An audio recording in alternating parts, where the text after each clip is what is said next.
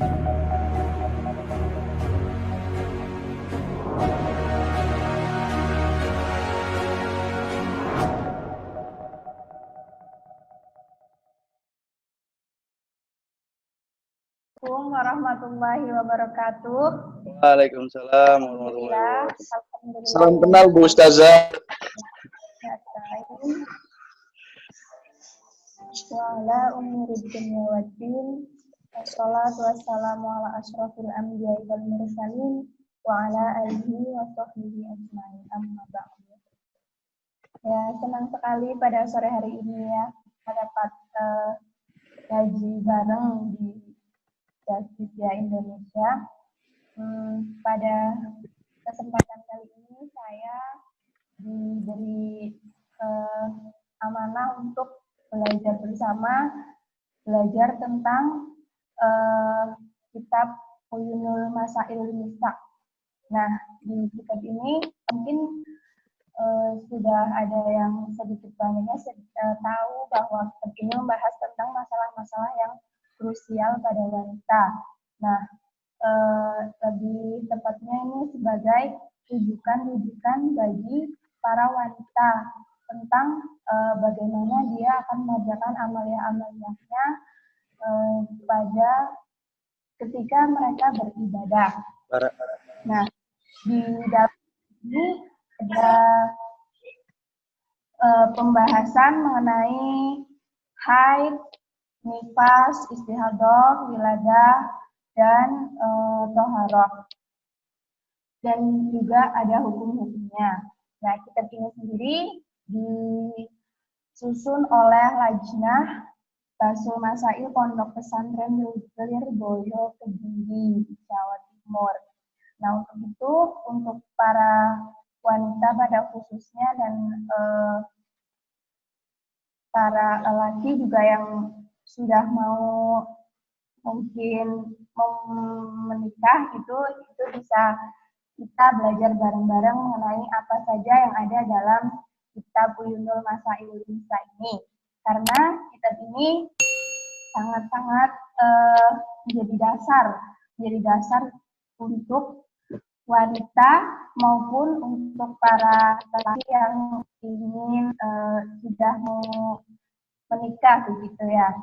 Nah, sebelum kita masuk pada pembahasan-pembahasan dalam kitab ini, marilah kita tawasul dulu kepada Nabi Muhammad. Ridhoillah wa syafa'at Rasulullah. Khususan ila masyayilul boyo wa jariyatihi wa likulli niyatin sholidah al-fatihah. Bismillahirrahmanirrahim. Alhamdulillahirabbil alamin. Arrahmanirrahim. Iyyaka na'budu wa iyyaka nasta'in. Ihdinas siratal mustaqim. Siratal ladzina an'amta 'alaihim ghairil maghdubi 'alaihim waladdallin. Amin. Semoga pembacaan Al-Fatihah tadi dapat memperlancar belajar bareng kita pada sore hari ini ya, teman-teman. Oke, langsung saja ya. Untuk bab pertama dalam kitab ini ada bab haid.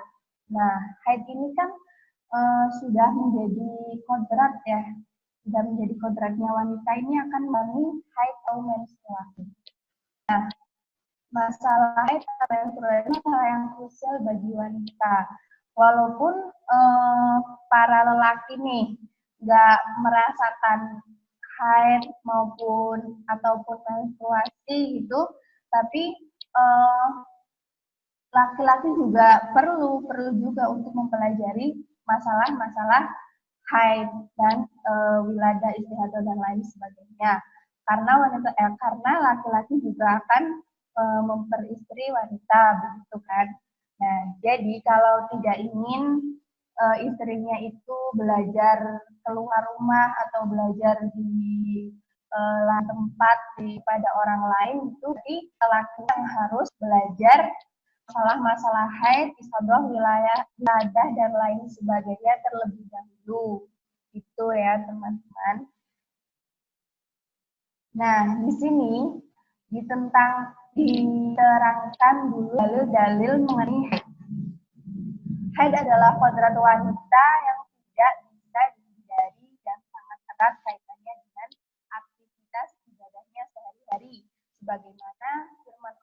dalam surat Al-Baqarah ayat 222 yang sebagai berikut. Bismillahirrahmanirrahim. Wa yas'alunaka 'anil mahidhi qul huwa adza fa'tazilun nisaa fil mahid wa la taqrabuhunna hatta yahurna fa idza tatahharna fa'tunahunna min haitsu amarakumullahu innallaha yuhibbut tawwabina wa yuhibbul mutatahhirin. Al-Baqarah ayat 222 yang artinya mereka bertanya kepadamu tentang haid. Katakanlah, haid itu adalah suatu kotoran. Oleh karena itu, hendaklah kamu menahan diri dari wanita yang haid dan janganlah kamu mendekati mereka sebelum mereka itu bersuci. Apabila mereka telah suci, maka campurlah mereka itu dengan di tempat yang diperintahkan Allah kepadamu. Sesungguhnya Allah menyukai orang-orang yang taubat, menyukai orang-orang yang mensucikan diri. Nah, teman-teman, di sini sudah jelas diterangkan. Dari Al-Quran sendiri sudah ada ayat yang menerangkan tentang haid. Nah, tidak hanya di Al-Quran menerangkan tentang haid, tetapi ada juga hadis Nabi yang menerangkan tentang haid.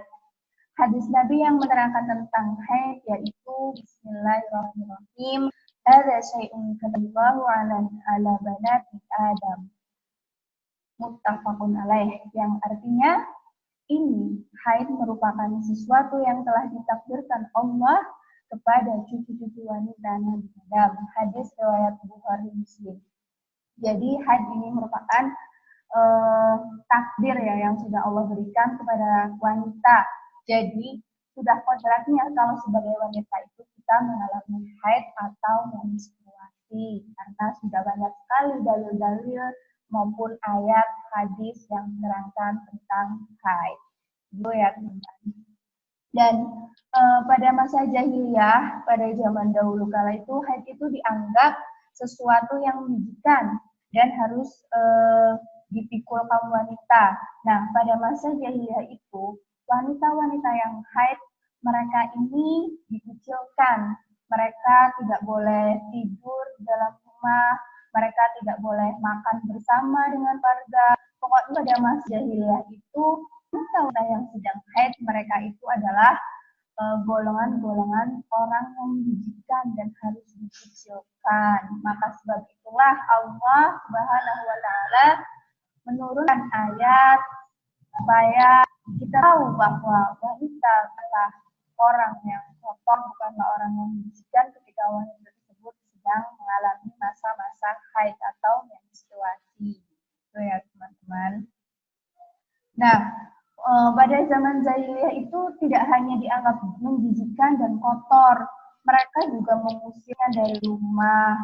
Terus sebelum mereka itu tetap dianggap najis dan tidak boleh memasuki rumah. Terus mereka juga sangat melecehkan kaum wanita. Sedangkan orang Nasrani ini mempunyai kebiasaan menggauli dirinya dalam padahal orang-orang wanita ini kalau sedang haid mereka itu sedang kotor ya teman-teman. Jadi ketika sedang haid maka tidak boleh digauli. Maka kebiasaan kaum Nasrani yang menggauli wanita pada saat haid ini itu adalah kebiasaan yang sangat buruk. Nah, maka dari itu hadis Nabi pun diturunkan untuk menguatkan apa-apa yang terjadi pada zaman jahiliyah dan untuk kebiasaan orang-orang Nasrani tersebut, gitu ya.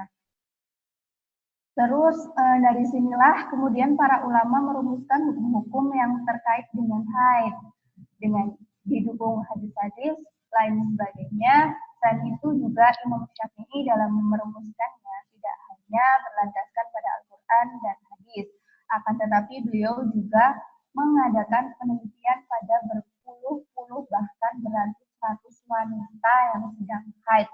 Jadi Imam Syafi'i ini ketika beliau ini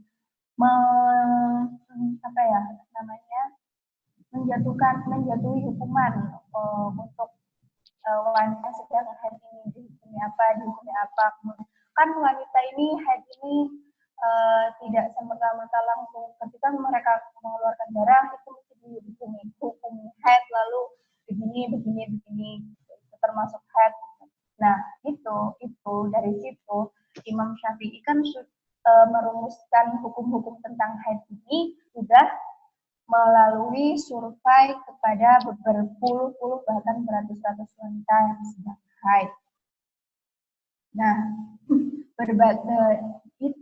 di berbagai daerah dan yang bertaraf ekonomi yang berbeda-beda untuk menyimpulkan hukum-hukum dari Imam Syafi'i tersebut. Nah, ini ada di referensi dalam kitab Al-Maktabah As-Salafiyah Al-As-Sahifah 337. Nah, dalam tadi kan kita sudah membahas tentang dalil-dalil dan hadis-hadis yang begitu banyak yang jelas-jelas Allah turunkan yang hanya untuk membahas mengenai haid. Lalu setelah membahas haid ini, hadis-hadis dan dalilnya, teman-teman sendiri sudah mengerti arti haid ini sendiri apa? Ya, mari kita belajar pengertian dulu dari pengertian haidnya. Nah, haid ini secara bahasa atau secara lughat ini atau secara harfiah ini diartikan mengalir. Nah, sedangkan secara syariat ini diartikan sebagai sesuatu darah yang mengalir dari alat kelamin wanita, darah yang keluar dari alat kelamin wanita, yang keluarnya ini secara alamiah, tidak dibuat-buat, tidak karena wanita tersebut mengalami sakit, dan juga tidak karena wanita tersebut sedang melahirkan. Jadi darah itu yang keluar dari alat kelamin wanita itu karena sifat alamiah dari wanita tersebut. Dan wanita yang mengalami haid itu minimal usianya adalah 8 tahun, 11 bulan, 14 hari lebih sedikit. Begitu. Itu adalah minimal usia wanita mengalami masa haid atau menstruasi. Itu adalah minimal ya teman-teman, minimal dari usia wanita mengalami haid atau disebut haid. Lalu gimana kalau wanita yang baru 8 tahun, 8 tahun 11 bulan, belum 14 hari lebih sedikit, itu apakah wanita tersebut sudah dinamai haid? Itu belum. Nah, kita di sini di kitab ini akan menjelaskan batasan-batasannya. Terus kalau keluar lagi, hari ini keluar pagi, terus nanti siang berhenti, malam keluar lagi, beberapa hari berhenti, lalu beberapa hari keluar lagi. Itu dihukumi bagaimana? Kita akan belajar di sini bersama-sama.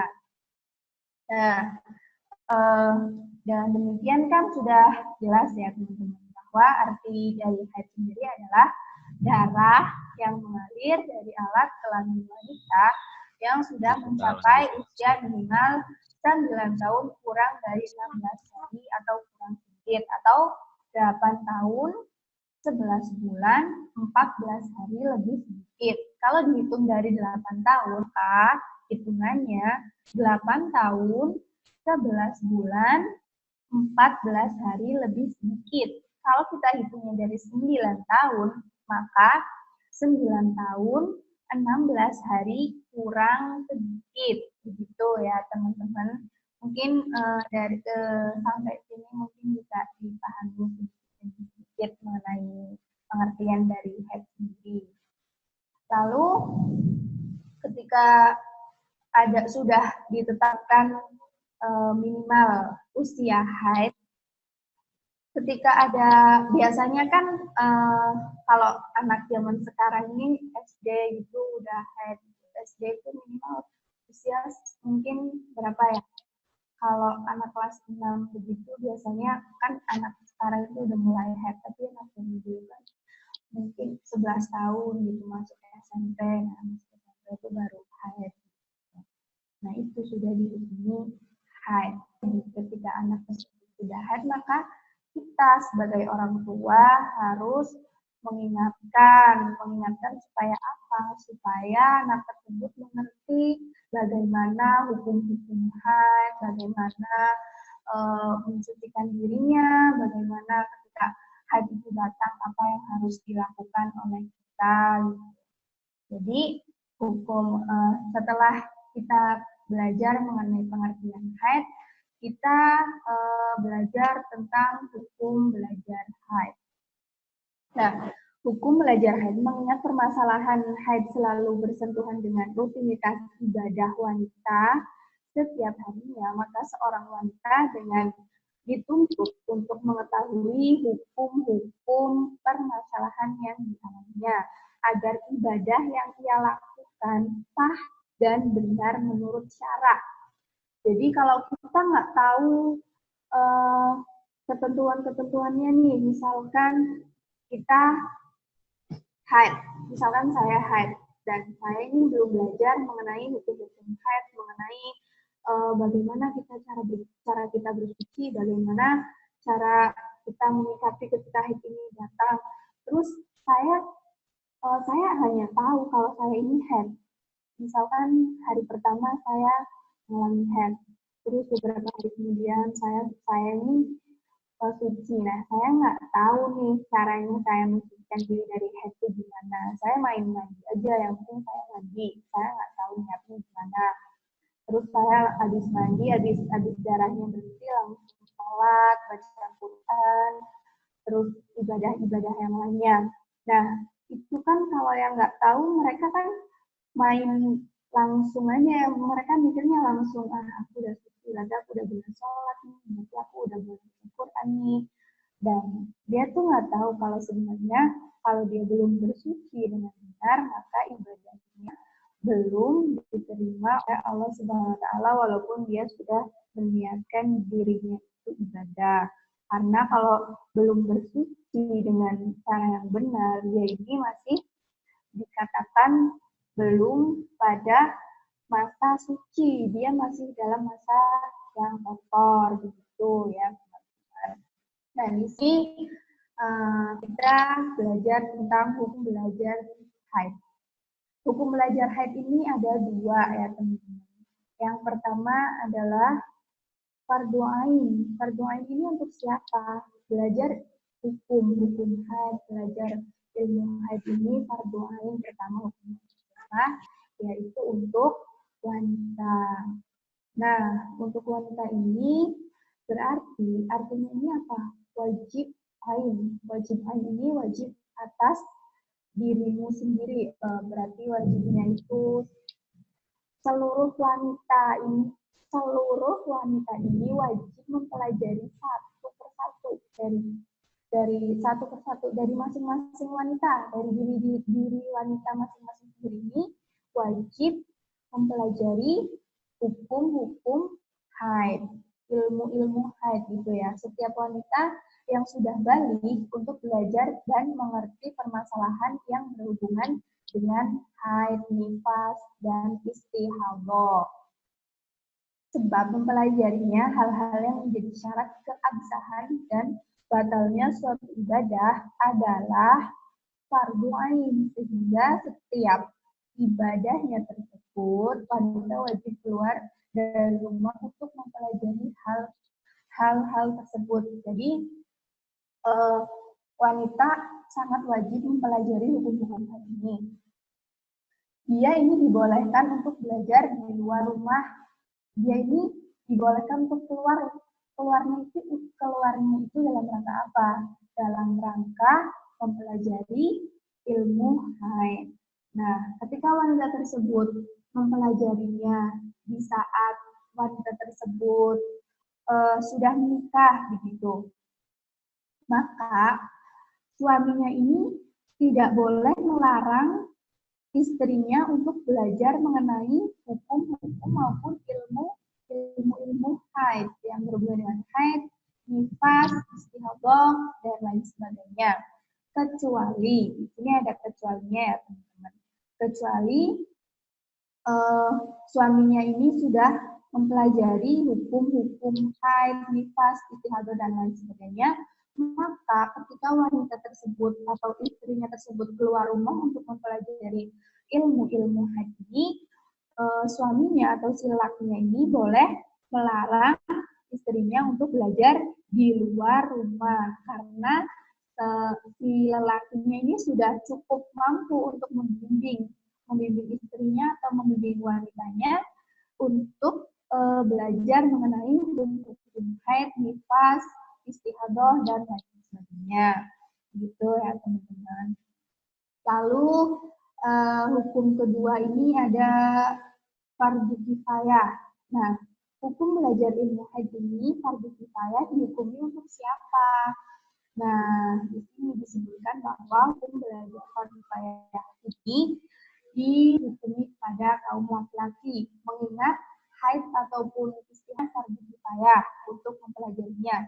Namun, kalau biasanya kalau laki-laki yang di pondok itu biasanya udah otomatis mempelajari hukum-hukum haid, ngaji tentang masalah-masalah yang wanita biasanya kalau yang di pondok itu udah langsung pelajari gitu ya. Jadi biasanya kalau yang di pondok itu melarang, kalau udah menikah melarang istrinya untuk ketika istrinya ingin belajar keluar untuk mempelajari ini bisa melarang karena dia sudah belajar ilmu-ilmu haid atau hukum-hukum haidnya waktu di pondok dan bisa diajarkan di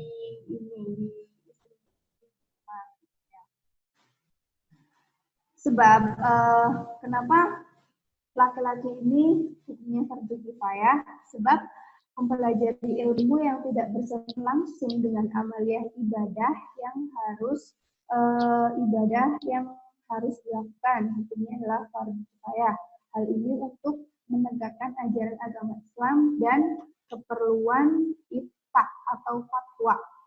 Jadi hukum mempelajari ilmu-ilmu haid bagi lelaki di sini fardu kifayah, referensinya ada pada kitab Ta'limul Muta'alim Salifah 4. Nah, di sini sudah diterangkan ya bagaimana hukumnya untuk wanita untuk laki-laki mempelajari ilmu-ilmu haid. Lalu di sini dijelaskan lagi ada tanda-tanda balik. Terus gimana? Mungkin ada yang bertanya kalau ketika masih SD udah haid atau bagaimana, atau udah SMP kelas 3 baru masuk SMA itu belum haid itu udah balik sih gitu kan. Nah di sini diterangkan juga ada tanda-tanda balik. Apa aja sih tanda-tanda balik ya teman-teman? Di sini disebutkan seorang anak bisa dihukumi balik apabila sudah memenuhi salah satu dari 4 tanda balik di bawah ini. Nah, apa saja 4 tanda balik itu? Yang pertama, dia genap berumur 15 tahun, baik laki-laki maupun perempuan. Hal ini berdasarkan hadis dari Ibnu Umar tatkala beliau diajukan kepada Nabi Muhammad SAW untuk ikut berperang dalam perang Uhud dan mati pada saat itu masih berusia 14 tahun.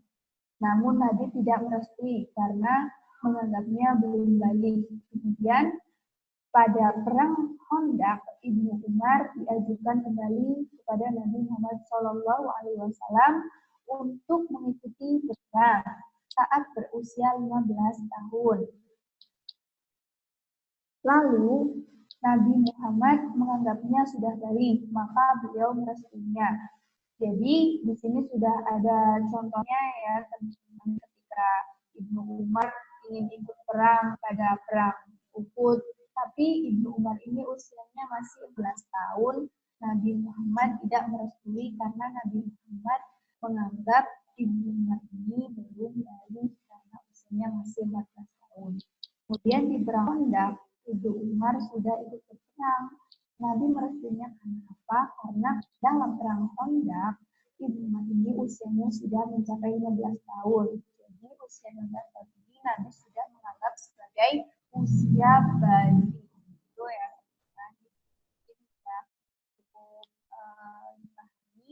Usia balik itu tanda-tanda balik itu yang pertama yaitu usia 16 tahun untuk laki-laki maupun untuk perempuan gitu ya teman-teman. Dan tanda-tanda balik yang kedua yaitu keluar sperma pada saat minimal usia 9 tahun hijriah bagi laki-laki maupun perempuan. Nah, biasanya kan kalau laki-laki itu mimpi basah gitu. Nah, itu sudah termasuk tanda-tanda balik. Maka laki-laki itu sudah dikatakan balik. Di sini berdasarkan firman Allah Subhanahu wa taala Quran surat An-Nur ayat 59. Bismillahirrahmanirrahim. Wa idza balaghal atfalu minkum al-qilama falyasta'dinu.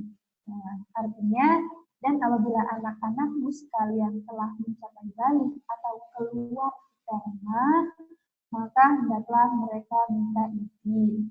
Dan di sini juga ada yang menerangkan bahwa ayat di atas ini adalah hadis yang dirumuskan oleh ulama bahwa keluarnya sperma adalah salah satu tanda balik bagi laki-laki atau perempuan.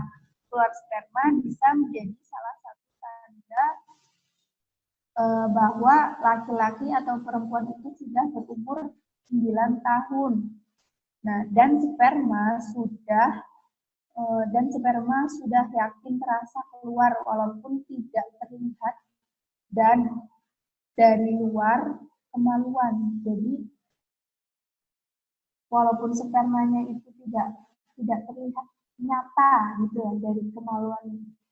Mungkin kalau anak yang masih usia 9 tahun kan ini kan batasannya tuh pada usia, kalau perempuan ini 9 tahun gitu ya. Kalau usia perempuan usia 9 tahun mungkin masih belum bisa membedakan. Mereka masih belum bisa membedakan ini sperma atau hanya keputihan gitu kan. Kalau di wanita itu ada mungkin mereka belum bisa membedakan mana yang namanya sperma maupun keputihan yang keluar dari alat kelamin mereka. Namun walaupun sperma itu tidak terlihat nyata keluar dari alat kelamin wanita, tapi kalau wanita tersebut sudah mencapai usia 9 tahun itu keluar, dia wanita tersebut merasa sperma keluar belum ada nyata gitu, itu wanita tersebut sudah mengalami masa balik, sudah di tahap ini. Nah, namun dia tidak berhubung. Jadi cewek yang masih usia 9 tahun tersebut dan mengeluarkan sperma, namun spermanya tidak terlihat nyata, dia tidak dihukumi junub, kecuali apabila sperma sudah terlihat dari luar. Jika belum genap umur 9 tahun, maka seseorang anak tidak bisa dihukumi balik. Kemudian tanda yang ketiga dari tanda-tanda balik ini adalah haid.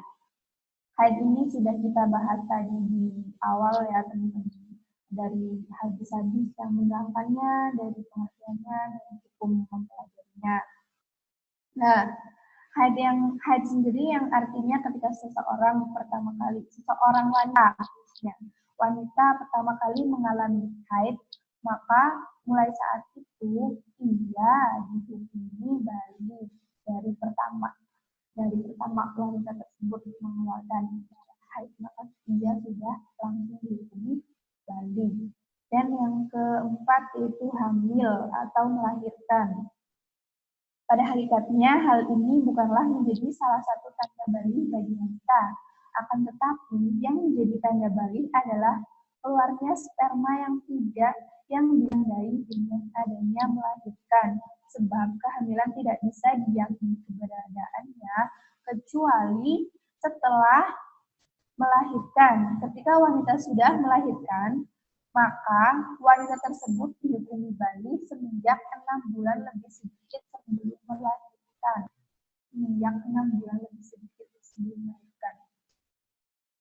Pada zaman dahulu mungkin ada nih kayak tradisi di pedesaan, di kampung-kampung gitu ya, anak yang masih kecil gitu udah nikah, terus udah hamil gitu. Nah, dia tuh udah balik belum sih? Udah nikah, udah hamil. Nah, udah nikah gitu kan. Tapi kalau dia ini usianya, di sini disebutkan kalau dia usianya misalkan masih 8 tahun, 11 bulan, 11 bulan ini belum ada 14 hari lebih sedikit. Nah, itu kan belum dihukumi kalau dia keluar kalau dia keluar darah dari kelaminnya belum dihukumi haid. Jadi kalau dia udah menikah, kalau dia dulu udah kan udah ada dia nikah terus dia hamil gitu. Nah, kehamilannya dia dikatakan balik itu ketika kehamilannya berusia 6 bulan lebih sedikit atau sebelum dia ini melahirkan. Jadi di sini di dalam kitab ini khususnya diterangkan bahwa tanda-tanda balik ini ada 4, yaitu yang pertama usia 15 tahun, baik itu laki-laki maupun perempuan. Yang kedua yaitu keluarnya sperma, baik dari wanita maupun laki-laki.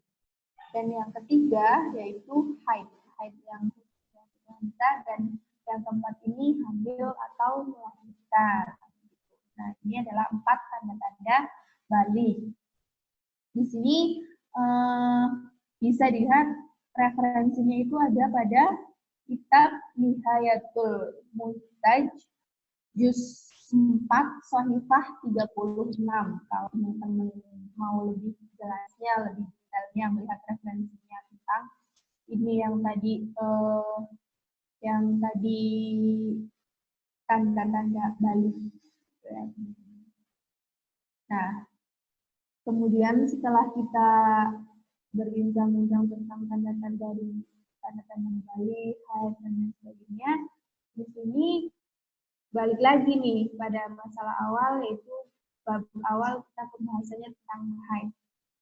Terus batasan usia wanita haid ini, batasan usia berapa sih?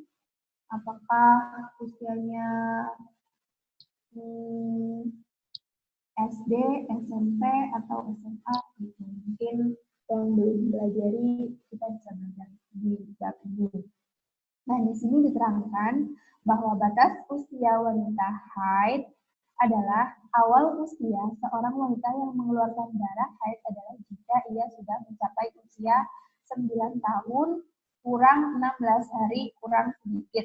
Ini kan dihitung dari 9 tahunnya ya teman-teman. Jadi kalau dihitung dari 9 tahunnya berarti dia menghitungnya 9 tahun kurang 16 hari kurang sedikit. Tapi kalau kita hitung dari usia minimal wanita ini haid dari usia 8 tahun, maka dihitungnya adalah usia 8 tahun ditambah 11 bulan ditambah 14 hari lebih sedikit. Di sini bisa dipahami. Di sini kan kalau tadi saya menjelaskan bahwa kalau dihitung dari usia 8 tahun, maka 8 tahun 11 bulan 14 hari lebih sedikit ini sudah dihukumi haid. Kalau dihitung dari usia 9 tahun, maka 9 tahun 16 hari kurang sedikit. 9 tahun kurang 16 hari kurang sedikit, itu maksud saya.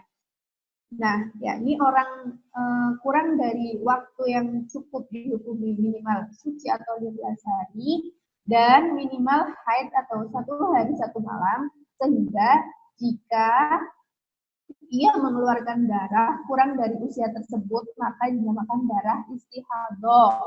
Jadi kalau belum mencapai usia tersebut, itu darahnya ketika wanita mengeluarkan darah dari alat kelaminnya bukan karena penyakit maupun bukan karena melahirkan, namun belum cukup usianya, belum mencapai minimal usia orang wanita haid, maka wanita tersebut dihukuminya istihadah. Istihadah itu berbeda dengan haid. Jadi sama-sama mengeluarkan darah gitu ya teman-teman, tapi darah tersebut bukan darah haid karena dia wanita tersebut belum mencapai batas usia minimal haid. Gitu.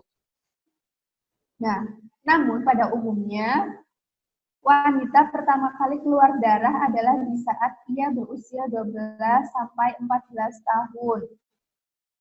Bila darah yang keluar sebagian pada usia yang dihukumi haid, maka sebagian sebelum usia haid, maka darah yang dihukumi haid hanyalah darah yang keluar pada usia haid saja. Jadi ketika 8 tahun, 11 bulan, 14 hari saja, belum lebih sedikit, maka dia ini hari pertama, nih misalkan ada anak usianya 8 tahun, 11 bulan, 14 hari aja. Kalau 13 hari misalkan, 13 hari, itu kan belum mencapai batas minimal anak perempuan itu haid. Jadi dia ketika mengeluarkan darah pada usia tersebut, dia dihukumi istihadah hari pertamanya. Ketika dia hari ke 2, 3, 4 dan seterusnya, dia itu sudah kan usianya lalu menjadi 8 tahun, 11 bulan, 14 hari, 13 hari gitu. Nah, itu usia selanjutnya itu sudah dihukumi haid. Yang dihukumi istihadah itu ketika dia belum mencapai batas usia minimal haid saja. Kalau sudah mencapai berarti dia dihukuminya sudah haid gitu. Jadi berbeda. Kalau istihadah itu kita masih diwajibkan untuk sholat ya teman-teman yang perempuan untuk ini. Kalau kita sudah istihadah kita masih wajib melaksanakan sholat dengan catatan apa? Dengan catatan ketika kita sholat, jadi kita itu harus bersih dulu, kita harus pastikan dulu kita darah istihadahnya ini enggak keluar. Kita bisa disumpel dulu atau di apa gitu bahasanya tuh apa ya teman-teman? Diganjel atau di apa gitu. Biar ketika kita sholat darahnya itu tidak keluar. Kalau darahnya keluar, kita tetap harus mengulangi sholatnya lagi karena pada waktu istihadah kita itu tetap wajib melaksanakan sholat gitu. Seperti orang yang suci, karena darah istihadah ini kan darah kayak penyakit gitu, darah kotor gitu. Walaupun sama-sama keluarnya dari lubang yang mengeluarkan darah haid, namun ketika kita sedang istihadah, itu kita tetap dihukumnya seperti wanita yang suci gitu, teman-teman. Nah, di sini juga dijelaskan ya. Semisal ada wanita usianya 9 tahun kurang 20 hari, mengeluarkan darah selama 10 hari. Maka darah yang 4 hari awal lebih sedikit disebut darah istihadah. Sedangkan yang 6 hari akhir kurang sedikit disebut darah haid. Kan tadi saya sudah menyebutkan bahwa batas usianya itu kalau dihitung dari 9 tahun kurang 16 hari, kurang sedikit. Tapi ketika ada usia 9 tahun kurang 20 hari, maka ketika wanita tersebut mengeluarkan darah, 4 harinya itu dihukumi istihadah dan 6 harinya itu baru dihukumi haid. Gitu teman-teman. Terus sedangkan yang 6 harinya kan kita sudah dihukumi haid. Sebab karena apa dihukumi haid? Karena 6 hari kurang sedikit ini keluar saat wanita tersebut sudah menginjak usia 9 tahun. Sedangkan kurang 16 harinya, kurang sedikit, yakni usia minimal wanita mengeluarkan darah haid. Di sini referensinya ada pada kitab Hasyiatul Jamal ala Manhajul juz awal Sahifah 235. Ini ada ini referensinya yang batas wanita itu referensinya bisa dicari di kitab Hasyiatul itu ya teman-teman.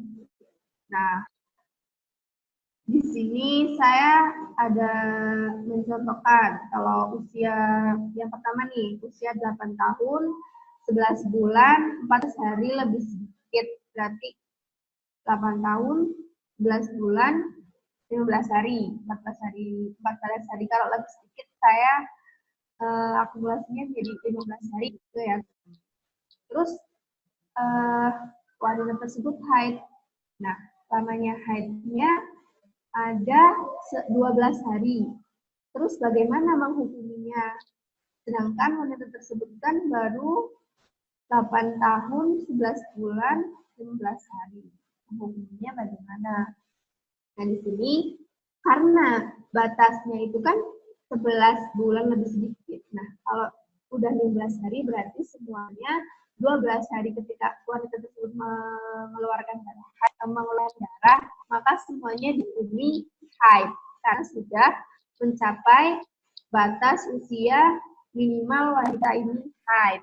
Terus ada contoh wanita kedua. Wanita yang kedua ini usianya baru 8 tahun, 11 bulan, 10 hari. Nah, 10 hari lain berarti belum mencapai batas minimal wanita mengalami haid, dihukum haid. Tapi wanita tersebut sudah mengeluarkan darah selama 10 hari. Terus bagaimana menghukuminya? Menghukumi apakah wanita tersebut 10 harinya semuanya haid atau semuanya istihadah atau bagaimana? Nah, ini karena belum mencapai 14 hari lebih sedikit, jadi yang 4 hari lebih sedikitnya ini dihukumi istihadah, sedangkan 6 harinya ini dihukumi haid. Tadi kan usianya 8 tahun, 11 bulan, 10 hari. Sedangkan batas minimal wanita dihukumi haid adalah 8 tahun, 11 bulan, 14 hari lebih sedikit. Jadi wanita tadi yang saya contohkan, wanita kedua ini belum mencapai batas usia minimal wanita haid. Lalu ketika wanita tersebut mengeluarkan darah haid selama 10 hari, maka 4 harinya wanita tersebut dihukum istihadah karena apa? Karena 4 harinya ini untuk mencapai dia usia batas minimum haid. 14 harinya ini masih dihukumi istihadah. Sedangkan 6 harinya karena wanita tersebut mengeluarkan darah selama 10 hari. Jadi 6 harinya sudah dihukumi haid. Begitu ya, teman-teman.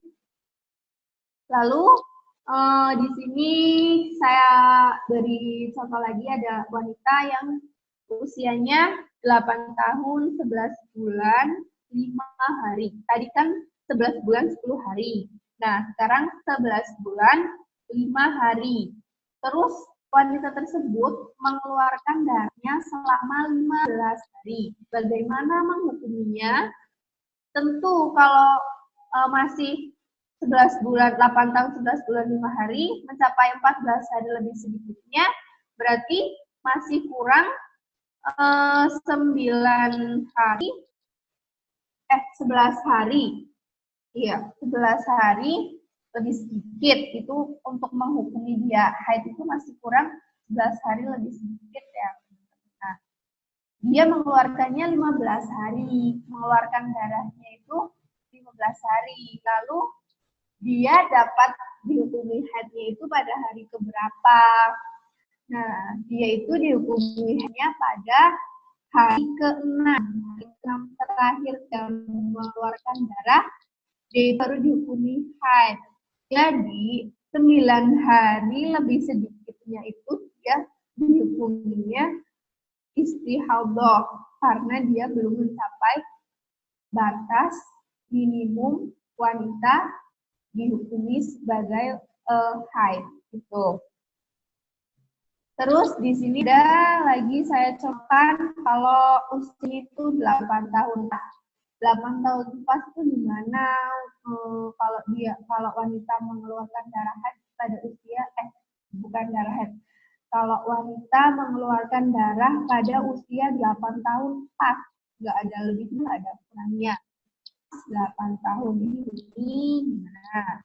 Nah, kita lihat dulu wanita yang anak 8 tahun ini mengeluarkan darahnya berapa hari. Nah, di sini saya contohkan mengeluarkan darahnya 5 hari. 5 hari, usianya 8 tahun, nggak kurang, nggak lebih pas. Mengeluarkan darah 5 hari. Hukumnya bagaimana?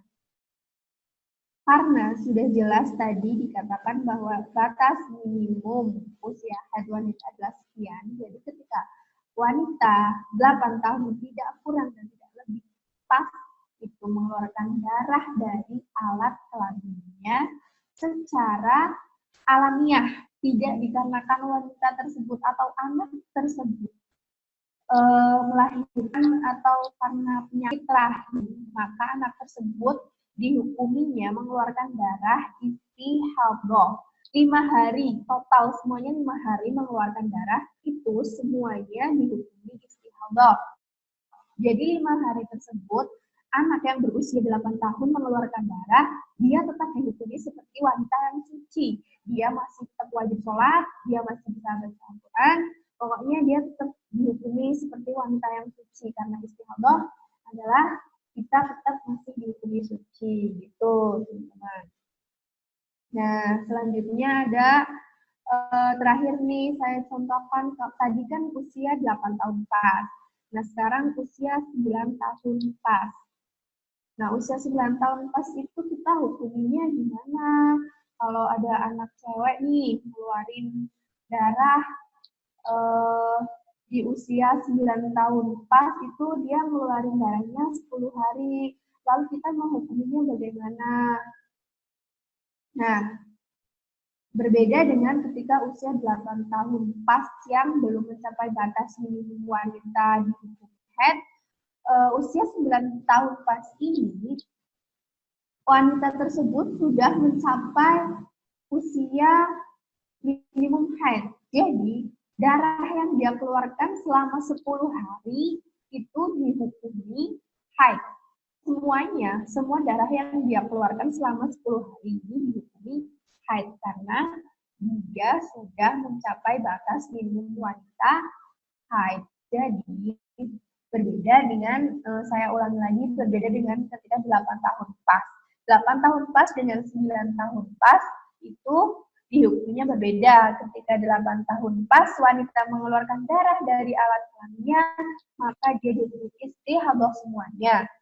Terus ketika 9 tahun pas dan wanita tersebut mengeluarkan darah dari alat kelaminnya, maka dia semuanya dihukumi dengan haid. Itu. Dan biasanya tuh ada nih wanita-wanita kalau haid ini kalau datang pertama kali datang bulan pertama kali tahu haid itu biasa aja, nggak kayak apa ya, nggak kayak baca doa haid pertama kali atau tawasul atau gimana. Sebenarnya ini ada loh teman-teman doanya sendiri ketika pertama kali kita ini baru tahu kalau kita ini ternyata haid gitu kan. Misal ketika kita sedang nonton TV misalkan, kita nonton TV, kita belum tahu kalau kita haid. Nah, terus kita main TV nih, terus kita tahu kita haid. Nah, biasanya kan kita cuma, wah, aku haid, aku berarti nggak sholat duhur, nggak sholat. Misalkan itu datangnya kita tahunya pas waktu duhur, berarti langsung aku nggak sholat. Afdol ya, sebenarnya ada bacaannya sendiri ketika pertama kali kita mengetahui bahwa kita ini keluar darah haid. Nah,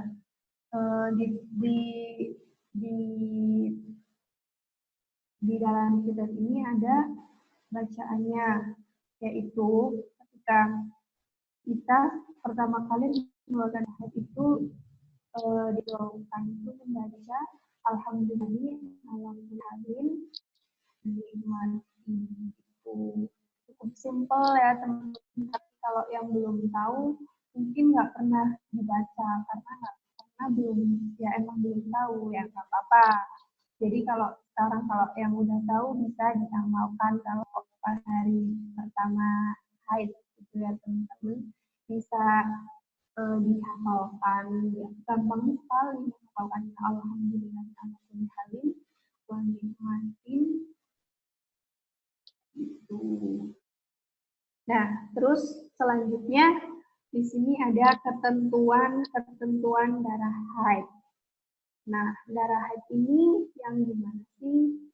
Yang warnanya, sifatnya, terus atau kental, encer, atau bagaimana? Kan ada ketentuannya sendiri. Dalam kitab ini, di sini dijelaskan bahwa warna, sifat, kuat, dan lemahnya darah tidak menjadi acuan dalam penentuan hukum darah haid. Sebab pembahasan kuat dan lemahnya darah hanya untuk menentukan darah haid tatkala wanita mengalami istihadhah atau keluar darah yang lebih dari 15 hari. Dengan demikian, meskipun warna dan sifat darah berubah-ubah, kalau masih dalam batasan dari haid tetap dihukum haid. Biasanya kan ini ada wanita yang dia masih dalam, seharusnya dia ini masih dalam masa haid, tapi darah yang keluarnya ini udah nggak berwarna merah, udah nggak kental ataupun udah nggak apa ya, kalau bahasa Jawanya ini nggak banter, keluarnya ini nggak banter gitu. Terus warnanya udah kayak mudar gitu, coklat memudar gitu. Ada yang menanggapan warna udah nggak haid, udah bukan darah. Ini yang aku lakuin berarti aku udah suci nih kayak gini. Kalau dia masih belum mencapai apa ya, masih belum ini, kalau dia masih dalam jangka waktu haid, belum umumnya dia ini untuk suci gitu, walaupun darahnya udah berbeda warna, tapi kalau belum mencapai waktu dia untuk bersuci itu dia masih dihukumi haid walaupun warnanya sudah berubah, udah nggak merah kental ataupun udah nggak luar gitu, udah nggak banter gitu, itu masih dihukumi haid teman-teman. Jadi jangan dulu suci. Kita ini masih punya masa indidor. Indidor ini apa? Masa indidor ini masa untuk menunggu apa? Menunggu kalau ketika kita sudah tidak mengeluarkan darah, kita ini udah siapa belum? Kita ini punya masa indidor itu, menunggu apakah nanti akan keluar darah lagi ataupun tidak. Tuh. Sampai sini mungkin kurang lebihnya bisa dipahami ya teman-teman, dari belajar sore hari ini sampai ketentuan darah haid dulu. Mungkin bisa kita lanjutkan di pertemuan ngaji selanjutnya. Semoga belajar sore hari ini walaupun sedikit itu bisa bermanfaat bagi teman-teman dan bagi saya sendiri lagi gitu ya. Sekian dari saya. Bila banyak tutur kata yang kurang berkenan, saya mohon maaf. Dan bila banyak lebihnya itu semata dari Allah Subhanahu wa taala. Billahi taufiq wal hidayah, wal inayah. Wallahu muwaffiq ila aqwamit thoriq. Wassalamualaikum warahmatullahi wabarakatuh.